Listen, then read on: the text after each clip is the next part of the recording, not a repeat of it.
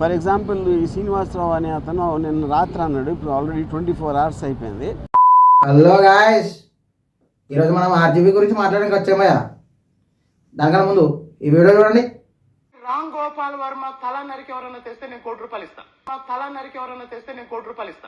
మరీ అంత ఎదోలా కనపడుతున్నానా? కోలకప్పుడు శ్రీనివాసరావు అయితే ఒక ఆఫర్ ఇచ్చాడు భయ్యా, మీలో ఎవరు కోటీశ్వరు నువ్వే కావచ్చు. అది ఎలాగో తెలుసా? ఆర్జీబీని వేసేయడమే. వెంకటేశ్వర స్వామికి పూజించాను కూడా ఆ జీమని. నాకు కూడా ₹1 కావాలనిపించింది భయ్యా, కానీ మర్డర్ చేయలేనుగా. చట్ట ప్రకారంలో ఉండాలి, చట్ట ప్రకారం చేద్దాం. ఒక లైవ్ టెలికాస్ట్ ఛానల్లో అలా అనడం తప్పు భయ్యా. తీస్తా, నాలో ఉన్న క్రియేటివిటీ మొత్తం బయటికి తీస్తా, నా తడాకా చూపిస్తా. దీని అంతటి కారణం ఏంటో తెలుసా మీకు? ఆర్జీబీ మాట్లాడే మాటలు. పొద్దున్నే బేవర్స్ గాళ్ళు ఎక్కువైపోయారు. మన వ్యూహం సినిమా ఉందా, దాని ప్రీ రిలీజ్ ఈవెంట్లో ఆర్జీబీ నోటికి ఎంత అంత మాట్లాడాడు భయ్యా.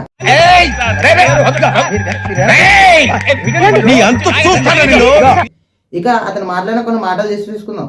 అదేంటంటే పవన్ కళ్యాణ్ బర్రలక్కతో పోల్చడం. నేను చాలా హట్ అయినా, కానీ Barrelakka is famous person.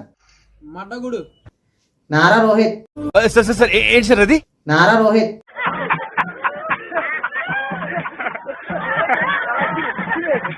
Direct Chandrababu లేకపోతే నువ్వు ఎవడన్నాడు, అది కరెక్ట్ కాదు భయ్యా. చాలా కంట్రీలో ఉన్నావు బేటా.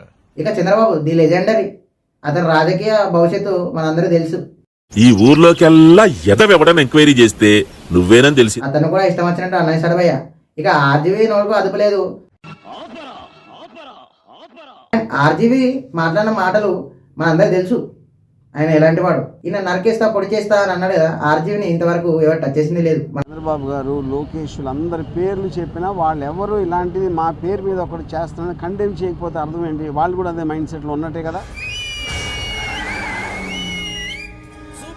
అతను తీసే సినిమా వ్యూహం, అతను ముందు తీసిన సినిమాలు చాలా వరకు చాలా కేసెస్ అయ్యాయి, కానీ రిలీజ్ అయ్యాయి. దానికి కారణం ఎవరు? మనం. ఎస్, మనమే.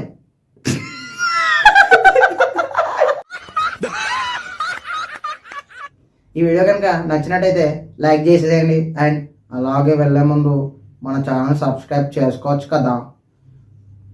Okay, take check.